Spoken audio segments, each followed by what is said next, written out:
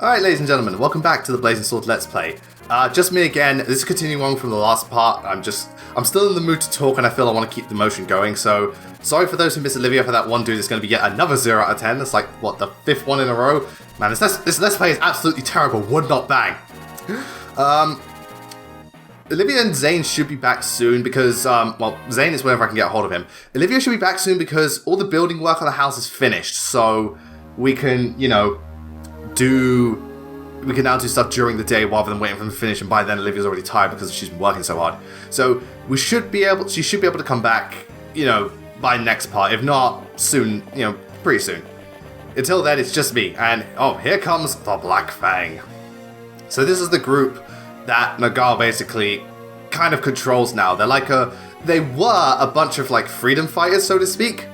Yeah, so they basically were a bunch of freedom fighters where they just took stuff from the rich and stuff like that, and like overthrew corrupt lords. But ever since Sonya infested their ranks, they've kind of turned the leader, and they're kind of going after just kind of anyone who she says, because I don't know what Sonya did to convince that dude, but maybe she just offers really fucking good sex. I don't know. Do with that, Sonya, if you actually look at her like artwork, she is very attractive. And I was just like, oh, you jealous bitch. Wait till I get into Heroes, then my tits will become much bigger. Oh god, if that's what Ursa looked like in Heroes, Sonya's gonna look like, damn! Like Camilla's just like, oh, that bitch. The Four Fangs, basically, they're like they're strongest in the Black Fang, which is Lloyd, Linus, Jafar. Is Jafar part of the Four Fangs, or is he just like the other assassin? Either way, and Ursa. And I really like the Four Fangs. They're a really, really cool group because they're not straight up evil and they have this really cool dynamic going against each other, but some of them like obviously don't get along. Like Ursula does not get along with Sonya very well, or no, or somebody else very well. Jafar doesn't really get along with anyone. Lloyd and Linus get on well because they're brothers, and they all love little Nino, which we'll see later. It's quite interesting just the dynamic they have and how much they've changed, but also how loyal they are to their father, because none of them are really keen on Sonya, but they all love, respect Brendan, I think his name is. So I really like these type of villains. No, they're not amazing, but I think they're pretty damn cool. So, you know, like they make for quite good bosses. They make for just cool villains. They're not amazing. They're like the Wyvern generals of Blazing Sword, if you will. Personally, I'm a bit bigger fan of the Wyvern generals because they kind of did more, and I really like how loyal they were to Sophia. Also, Nasian was like just the most evil prick, which is kind of funny. But the rest of them are pretty cool too. So anyway, we're in Ossetia. Well, that's to do with the translation patch. That's to do with this version. Same way Burn is called Byron or Birion or something like that. It's weird. I don't know what it is. You know what the weirdest part is? Because I recorded thingy-majig. At some point in the game, they call it Burn. Like, just straight up Burn. I'm like, that's a lack of consistency, game. Sometimes it's Birion, sometimes it's Burn. It's like, make up your fucking mind. But anyway, the reason we're here now is because Hector needs to inform his brother of all the shit that's going on. And Hector's brother is like, he looks like the person who has been through so much goddamn shit. It is unbelievable. Like, his face... You look at his face, it's like, oh, this is a guy I do not want to piss off. He's been through way too much. It is ridiculous. However, he doesn't get back until after the chapter's done. Yeah, this is a defense mission. And, oh, oh god, Nils has been hitting stuff again. Nils, I warned you about this. It's okay for Ninian and for Hector and for Eliwood to smoke. They're old enough and they're mature enough. But you, this is why you don't do it. You can't handle it. So the basic gist of this chapter is Nils can't move at all. Like if you move him, he'll, I don't know, like die or just have a massive heart attack. But the Black Fang are attacking us, so we need to defend him. We'll talk more about, sorry for that, we'll talk more about that once we actually start playing the chapter. But this is where the group set out for this is the chapter right before the group set out for their main objective. So it's kind of like another cooldown chapter, so to speak. But it's definitely more involved this time. There's more at stake.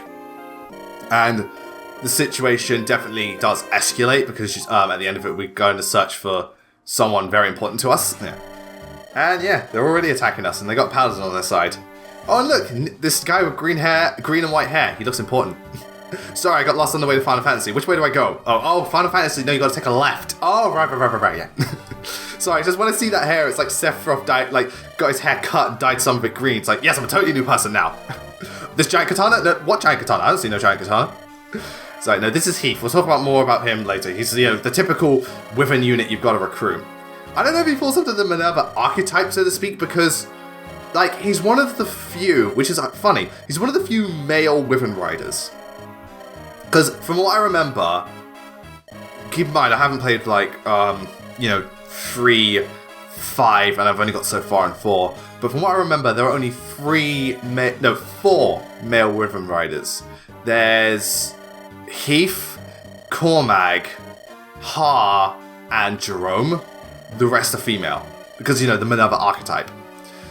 It's like, you know, just with archetypes, they usually follow the same gender as well. Like, most Cain and Abels are male. I mean, the only exception is, like, Sully is female. Can't think of many other female cavaliers. Because, yeah, the rest of them are all male. From what I remember.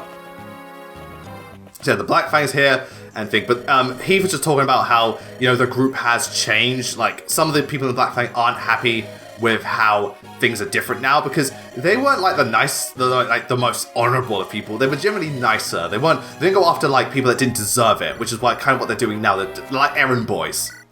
So anyway, sorry, the screen went weird black for a minute. Chapter 22. This chapter is it's a defense mission.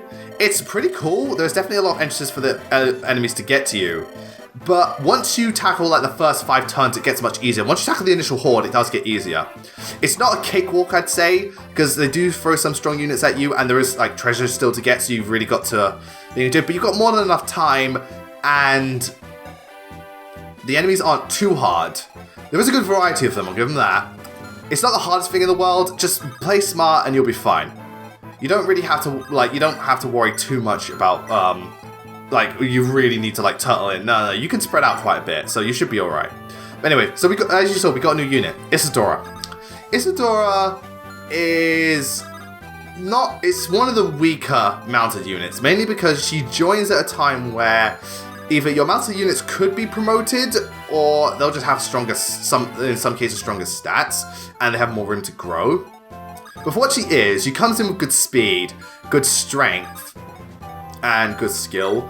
The rest of her stats aren't that great. Now, HP's not good. Now, Constitution's terrible. That's one thing that Isadora has going against her. Constitution's terrible. For a pre-promote, her growth rates are actually quite good. Her HP growth is good. Even though her HP sucks, her HP growth is good. Her strength and skill growth aren't particularly great, typical pre-promote, and defense and resistance aren't particularly great either. But her speed and... God, what was it? Speed? Was it luck? I think her speed and luck growth were pretty good. So she is quite fast, and she has got a good amount of power behind her. She also starts with good weapon levels. A in swords, B in lances, D in axes. So she has access to a lot of weapons from the get-go, starting with a short spear and a silver sword and an angelic robe. So she comes in with some good stuff. So at the very least, she gives you some good items.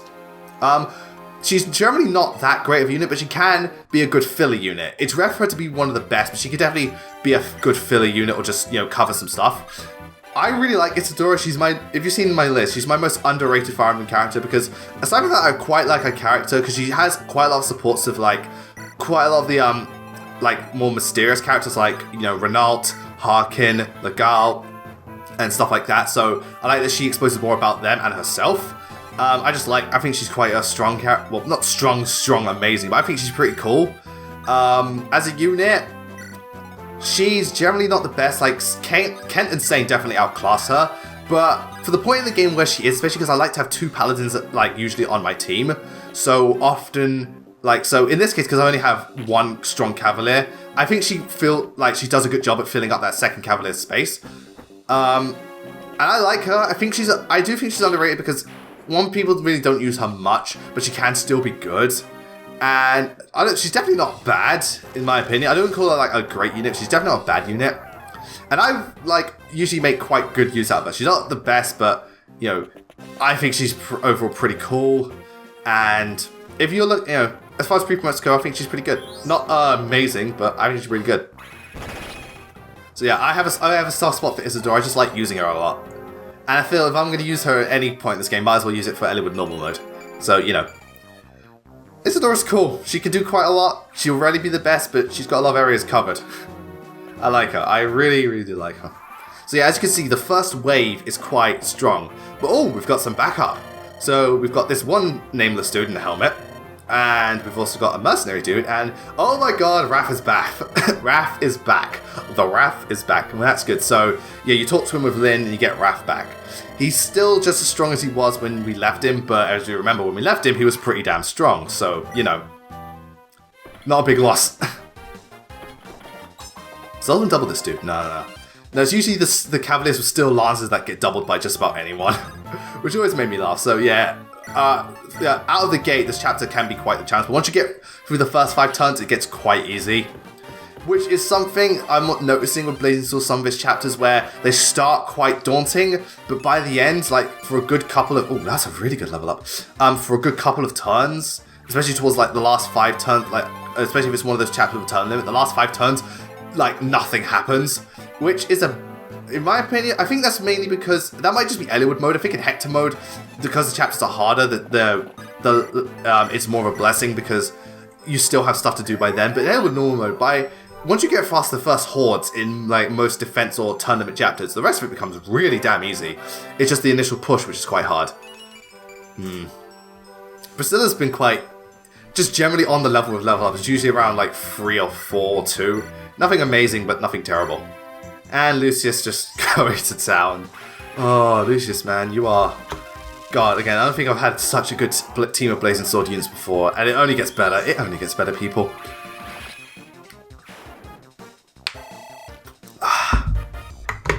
Oh, I swear. Nothing like a good bottle of ice cold water when you're talking so much.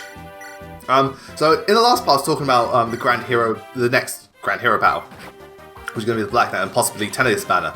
Something I do want to talk about is the Choose Your Legends banner, which I think was a fantastic idea because it's kind of like fan fiction done right. Because I think it's really cool how all the units, I don't know how Sane got hit by that, but how all the units are based off their parents because it's really cool homage. Like, you know, Roy now has Durandal, even though that's what Eliwood should have. Ike has the Grail outfit and Irvan, which is really cool. Lyn, even though you never saw her parents, you know, you see the Nomad thing, which I think was really awesome because we don't have a Nomadic Trooper in this game yet. So I think Lyn being the first one and being an awesome one is great. And Lucina, you know, I just think, you know, she's one of the best Lance units now, so that's cool. I don't really see the connection, so to speak, because Crom was never really a Lance unit, but what the hell, you know, I'll roll with it.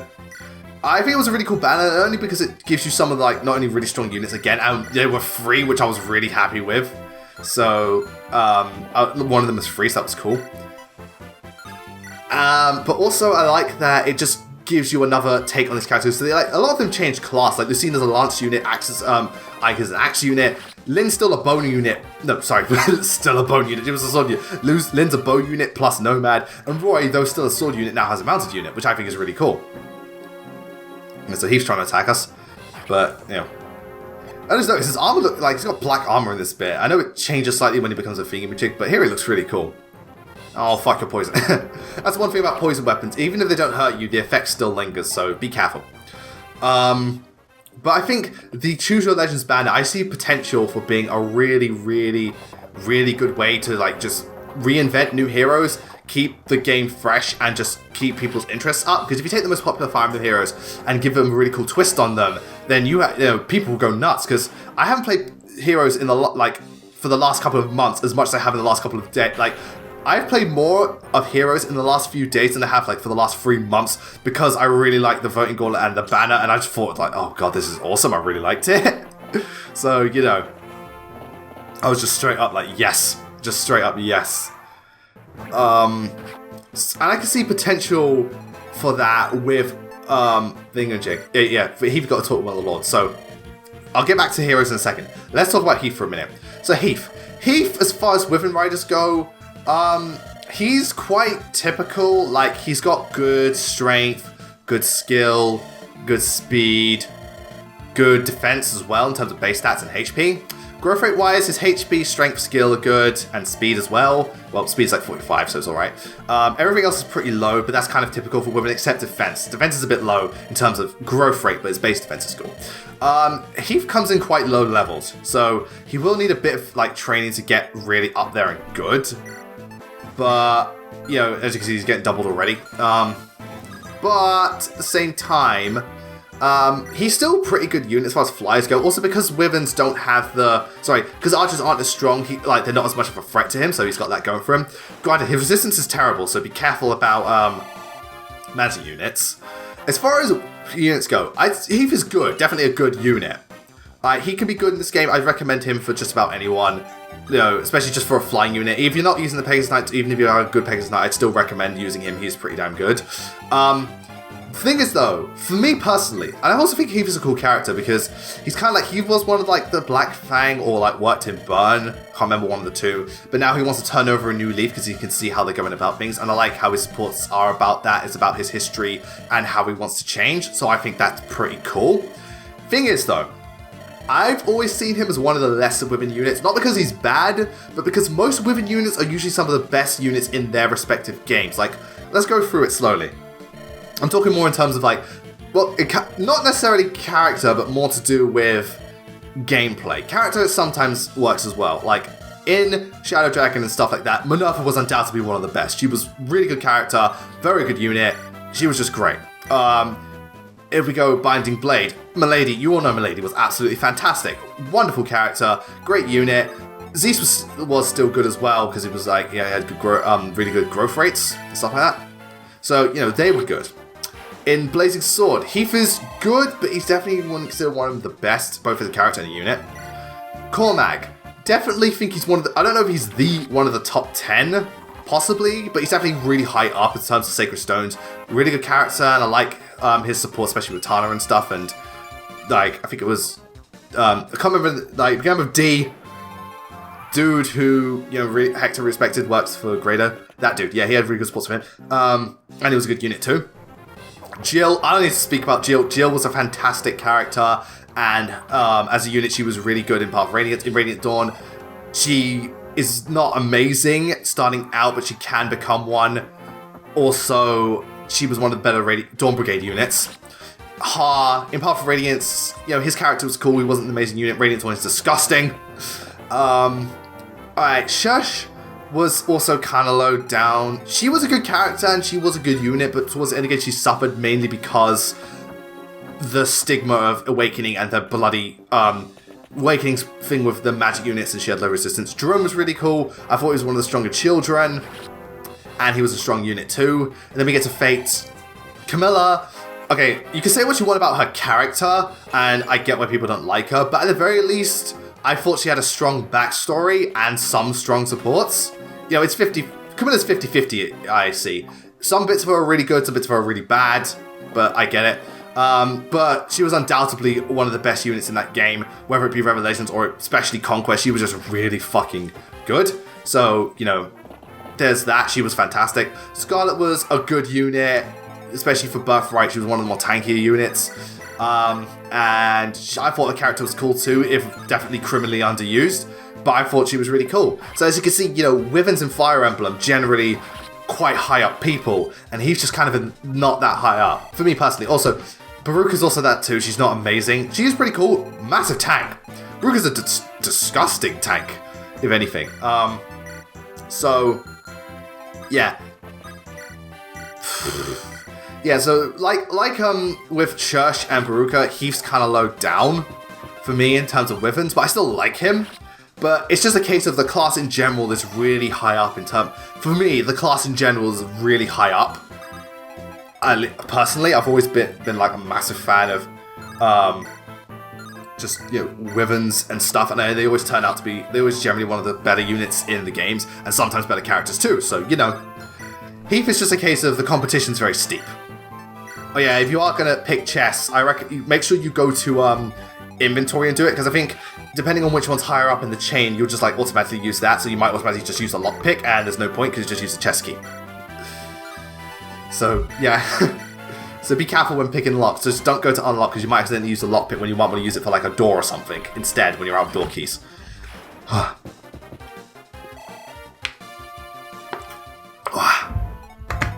Again, when you talk this much, you really need something to drink. So back to the Choose Your Legends thing.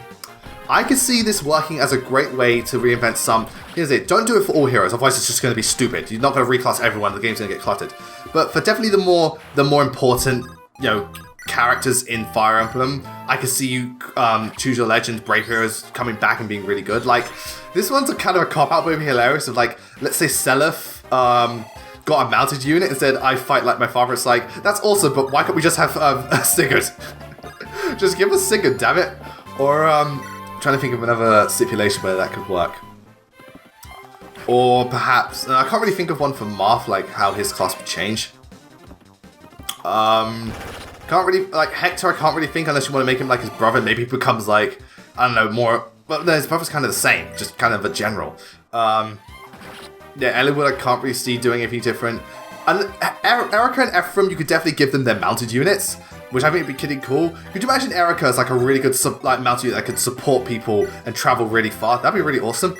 One idea I did have, which I thought would be fantastic, is if the Fate siblings, all four of them, all switch classes, but elements of what they were before or things that stood out about them transferred over to those classes. So let's go with North for starters. So let's say Camilla became Paladin, Xander became a healer, Elise became a Dark Mage, and Leo became a Wyvern Malignite. So you have Camilla as this, she now has like free movement and stuff like that. And she's a horseback unit. But because of her class, she comes in with high resistance, an axe, and she has Savage Blow.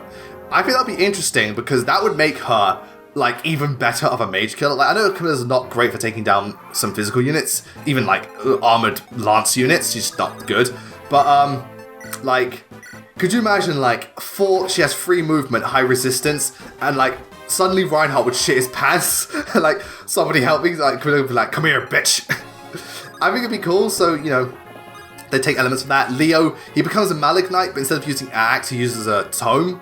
Because, you can have that. I remember, I think Corin had that in the Brave Heroes, in the Summer DLC thing. Not Summer DLC, Summer Banner thing. So he could be a Malignite with, like, ridiculously high resistance, so he'd really be good for, just really high magic attack as well. So he'd be good at picking off, like, armored units or flying in and flanking mages, because if they try to fight back, they'll do next to nothing. I reckon that'd be really, really cool. Elise could be a really high resistance, I can see Elise being a really high resistance, I'm just getting high resistance from all these units. High res, like, Dark Mage, or even then, they could give her a really high attack, maybe, or make her a fighter, but she also has some really good, like, debuffing just skills, so even when she fights units, you can still debuff them. And Xander, it'd be cool to see Xander as a healer, just because it'd be funny. Also, Xander will have all the triangle covered. He'll have sword, he'll have lance, he'll have axe, and he'll have Grey. So that'd be awesome. So I think that'd be really funny. Also, like, Xander could be a whatchamacallit. Oh yeah, this is the really long trading sequence I go through just to give Raph a steel bow. Because it was pretty funny, if I remember. Like, yeah, this is a really, really crazy what I had to do. Just like, to give him a steel bow and to take down this one unit because I didn't want Heath to get hurt. So I had to do this really long trading sequence, but it was kind of awesome. It's like, so from Rebecca to Hector to Eliwood to Raph, and then Raph is just like, let's do this! Yeah, because now he's got enough damage to kill him. I was like, that is absolutely fantastic. Absolutely fantastic. Again, there's one thing I do appreciate Binding Blade for. It taught me the art of, like, the trading sequence, and God, I love it. I used it a lot in the Conquest as well, and it was really, really good. God, it has saved my skin quite a few times. So yeah, and Xander, like, he'd be a healing unit, but he could take hits. Like, so if people try to, take him down, she's like, whatever. Yeah, this is one of the problems Isadora has. Because of her low constitution, when she carries units, her speed gets greatly affected. She even has trouble, like, doubling with, steel axes, despite her high speed. That's why later on I'm going to give her the body ring to help her out, because she does kind of need it. But, that's her biggest setback, I think, her low constitution, because I think it's 6, and that's shit, okay? That is shit. That's a shit constitution. But aside from that, I'm still going to use her because I just like Isadora.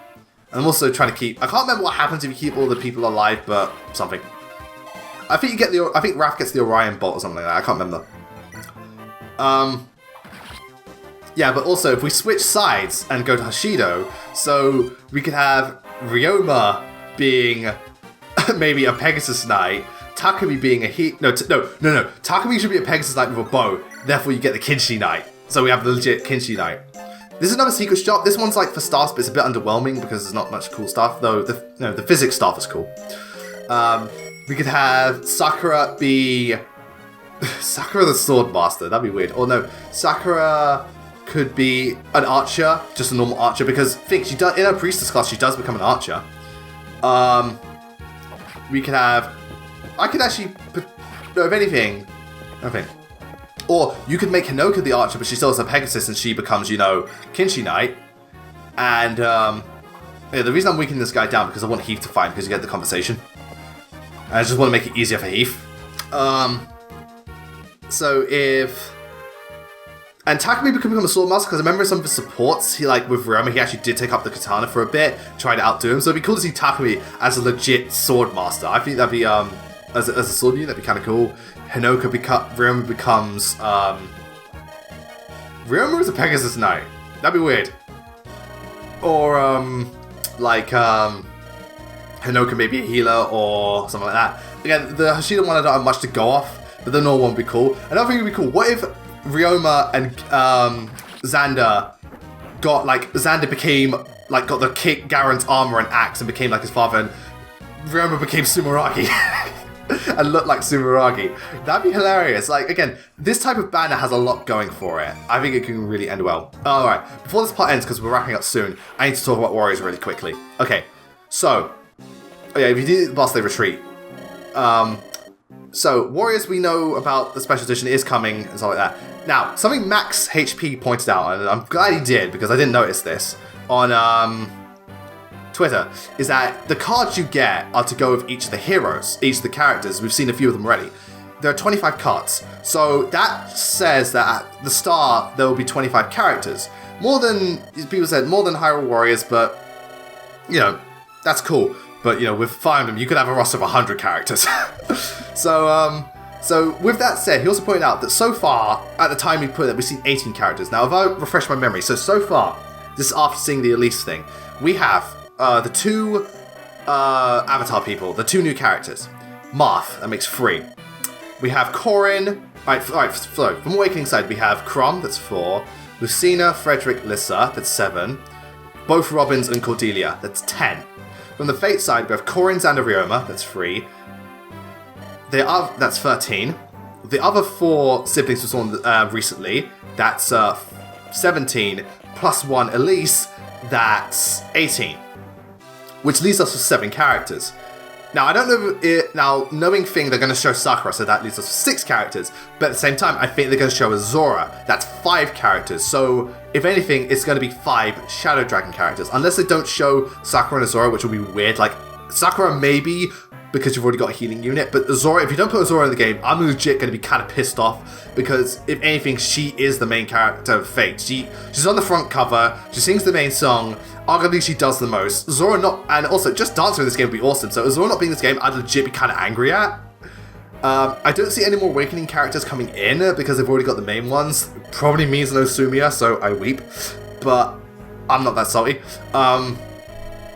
So, if there's 5 Shadow Dragon characters left, it will probably be Shida, Minerva, Camus, and...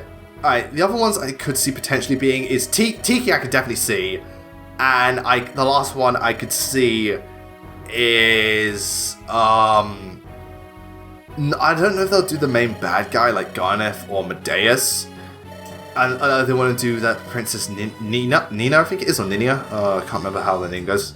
Oh yeah, that's Hector's brother. He looks fucking awesome, but he looks like he's been through shit. That movie's got really bad bags under his eyes. Other Shadow Dragon character, or possibly Jagan. But here's the thing, that's pretty cool. For me personally, I would make it be what's that name? Or you could add what's Maria, because of thingamajig. For me, it would be Shida, Minerva, Camus, Tiki, and I can't think of anyone. Or actually, I'd like to see Ogmore or what's his name, Navera, something like that. One of those two, that'd be cool. One thing I do think, if they do this, I'm going to call this a massive cop-out. If they put Kane, I know it's their kind of tradition, but if they put Kane and Abel in as two separate characters, I will be like, really, guys? Really? If they want to make it just one character who switch skins, that'd be fine, but I don't think putting both in is silly, because Shadow Dragon's already probably got a kind of limited thing.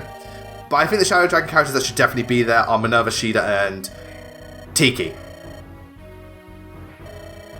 Those are the ones I'm definitely, you know, rooting for and like I'd like to see. So that'd be interesting. So that's probably going to be the starting roster. It's just going to be the really popular characters, which is honestly kind of baffling. Well, the roster is alright, but we're missing out on some of the, like, I haven't seen Annie yet, which really confuses me. There's no Faja, which is surprising because I always thought Faja would be in the Awakening roster. Especially, like, I thought they'd just swap skins for Robin, though I might be wrong about Robin being separate characters. I thought it might just be a skin swap. So, interesting. I wonder how much they're going to put DLC into this game and whether it'd be worth it. But anyway, so that's the end of that. And basically, Uther was telling them, go see the living legend Aphos, who was one of the people who fought in the Scouring. So, anyway, thank you all for watching me. Thank you all for tuning in once again. Hopefully, either Olivia or Bizane will be back for the next part. But until then, next time we head off to the desert to get the story rolling and meet the said living legend. And also meet we also meet a brand new unit and another trope, Fire Emblem trope along the way. But until then, thank you all very much for watching. I'll see you next time.